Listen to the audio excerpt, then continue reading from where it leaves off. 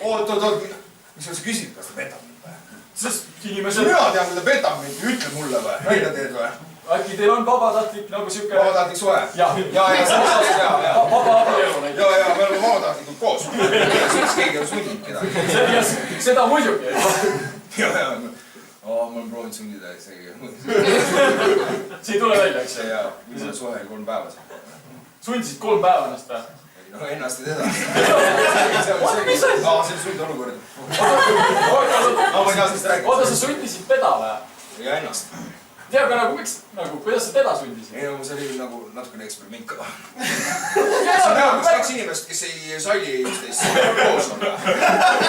3 päeva oli täitsa nagu lagi. See oli nagu maks. Ma mõtlen nagu vägistaja ei lähe kohtusse ja ütle, et see oli eksperiment. Mul on nii pekki, kui ma vägistanud teda. Aga te olite lihtsalt nagu samas ruumis koos, jah? Jaa, vastu kahtlast.